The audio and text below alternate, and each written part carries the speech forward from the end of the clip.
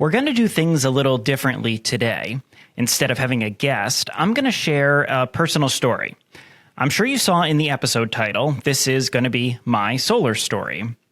Last week was 1 year of having rooftop solar on my house, and I'm going to share with you my experience, the good, the bad, exactly how much I paid for the system, how it's performed, and how much I saved this year. This is Plugging In. I'm Barry Wygel. Welcome to Plugging In, powering our way to a brighter and healthier New York. I'm your host, Barry Wygel. Each episode on this podcast, we will discuss a different topic related to clean energy, explaining complex topics in a way you can understand. Become part of the community as we help to make a brighter and healthier New York. As the sun crests on the horizon, a new day dawns in our state. A new hope for tomorrow is rising, a clean future we create. Tomorrow we breathe easier, tomorrow the skies are clear. Today we are plugging in, the future of New York is here. Solar was something I had been thinking about for a while, and it was absolutely not for environmental reasons. It was the potential cost savings. We were looking for ways to lower our monthly bills, even if it required an upfront investment. In a previous episode, Noah Ginsberg, executive director of the New York Solar Energy Industries Association, gave us a great primer on who makes a good candidate for rooftop solar and the steps to getting a solution that works for your unique needs. I'm happy to say that I followed most of his steps last year, but I encourage you to listen to this episode first, and if you're intrigued, go back to that one. If you aren't someone where rooftop solar makes sense, community solar might be an option, and I have a future episode planned on that.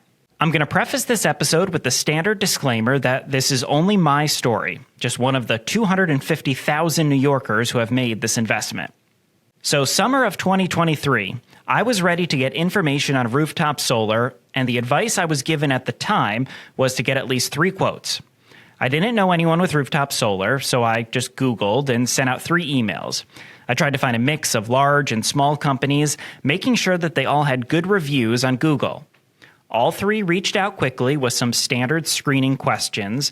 I gave them copies of my electricity bills and my address so they could look at a satellite view. I had a virtual meeting with all 3 companies, and one of the salespeople presented my proposal to me in person. Now, this was something I was dreading because, as a millennial, the only worse thing than someone calling you is someone actually knocking on your door. But the salesman was great. He answered my questions thoroughly. Now, choosing a company isn't straightforward. It's very hard to compare because it isn't apples to apples. Companies use different panel brands, which come out to slightly different size systems. Warranties might be slightly different. And then if you're financing, which we weren't, there might be some different terms in there. I made my decision going with one of the companies that I had met with virtually and sent a courtesy email to the salesman who had taken the time to visit my house. He immediately called me, which again was a millennial's worst nightmare, but he essentially said, "I'm going to make this work for you." He put together a new proposal that came in slightly cheaper than the other one I was going with. His company was offering a stronger warranty, and all in all, he was just more friendly than the other people I was working with, so he got the sale. Now, I'm going to tell you the exact finances in a little bit, but first, this is the system that was designed for my house. Now, one of the hardest parts of this process is to estimate your power needs over the next 5, 10, 20, 30, 40 plus years, because these panels could still be in service then. I tried to figure out some planned life changes.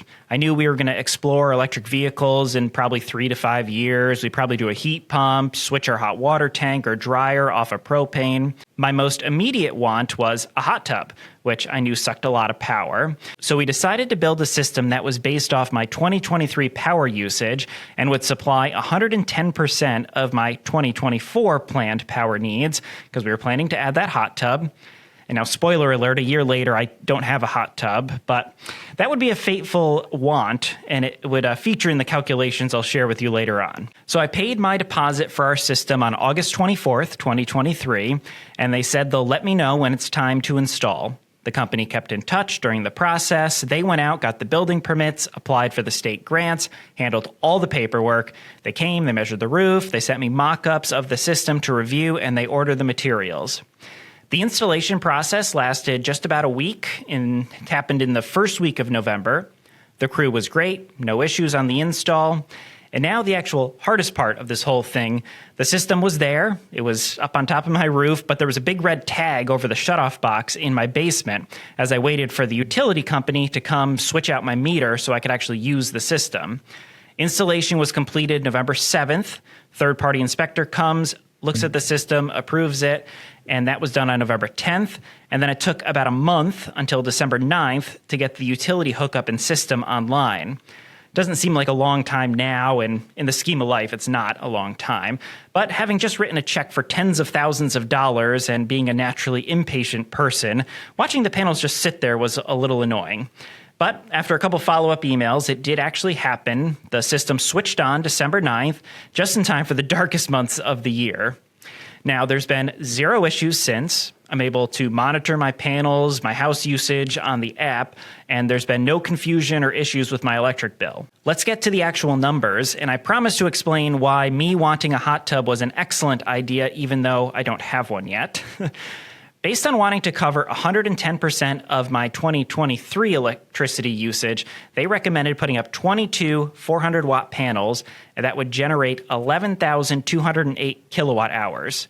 Okay, and I should also mention that if you're having trouble following the numbers, and there's going to be a lot of them, we're going to do a little short animated version of this episode on our social media. So I'll have some conclusions, and then you can also look back at that to check the math, but I'll drop a link to that in the show notes. Okay. All in, my system cost $36,696. We opted to pay cash instead of financing or leasing, so the break-even costs would be a little easier to figure out when I do the math for you later.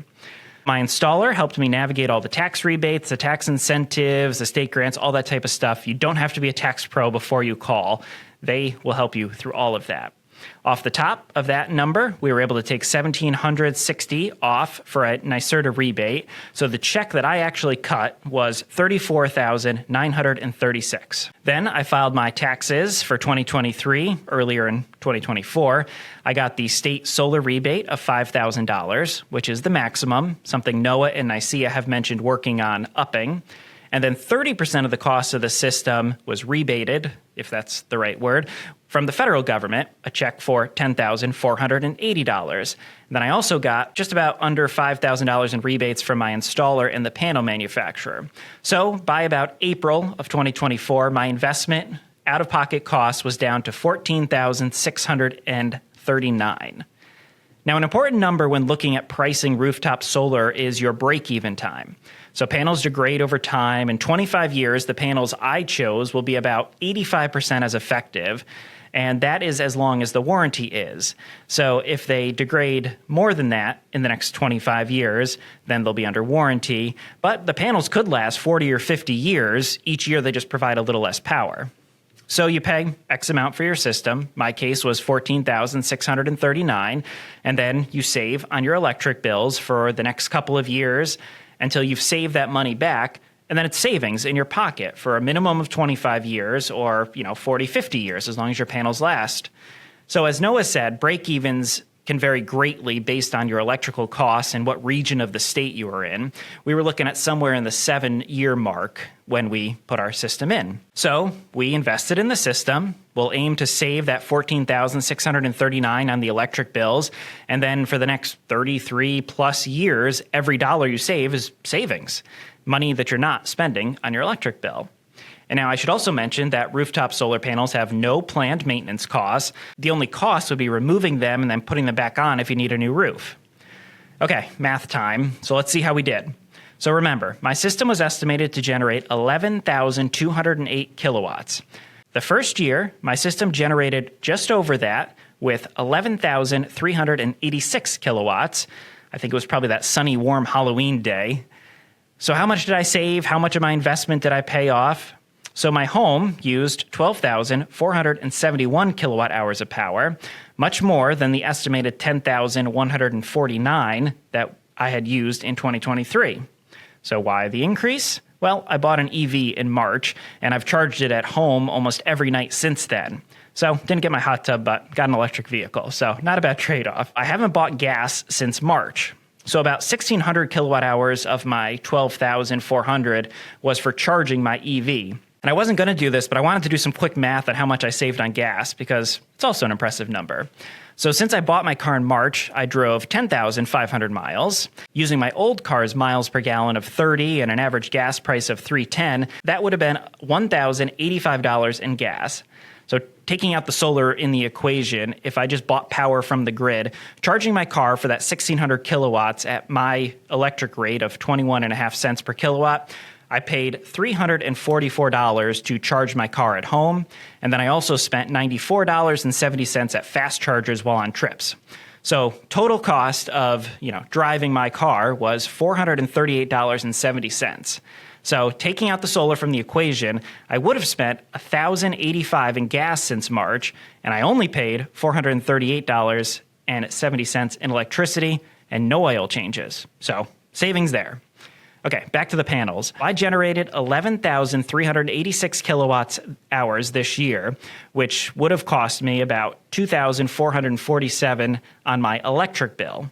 Now, the only power I actually ended up buying from the grid this year was for $233.28, the stuff over what my panels could produce.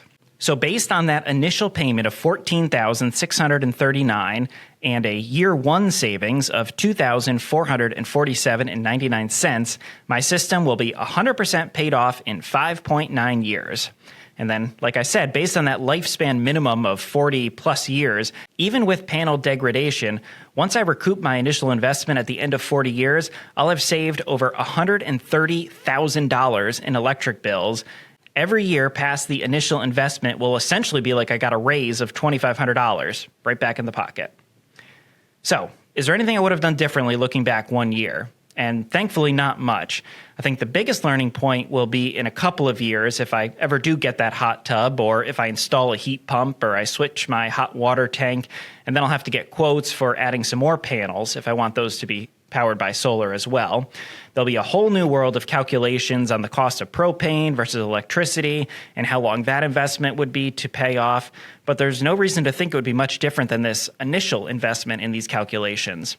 Plus, panel technology is only getting better and more efficient. We went the whole episode without even talking about the environmental benefits of rooftop solar, which are numerous.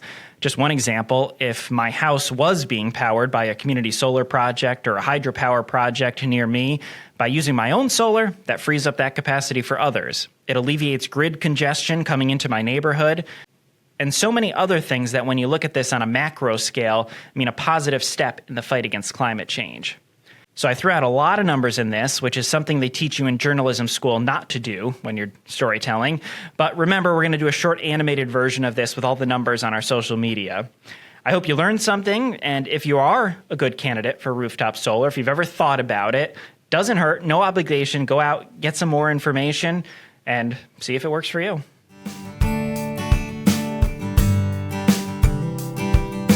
Thank you for listening to this episode of Plugging In. I hope you learned something, and I hope you share this knowledge with someone else. It would be incredibly helpful if you leave us a 5-star review wherever you found this podcast. If there's a topic you would like us to cover in the future, or have a question about clean energy, send us an email at podcast@aceny.org. You can follow us on social media using the links in the show notes, or consider joining our Clean Energy Supporters mailing list at aceny.org/support. Your support is crucial to creating a brighter and healthier New York. I'll see you next time. As the sun crests on the horizon, a new day dawns in our state. A new hope for tomorrow is rising, a clean future we create. Tomorrow we breathe easier, tomorrow the skies are clear. Today we are plugging in.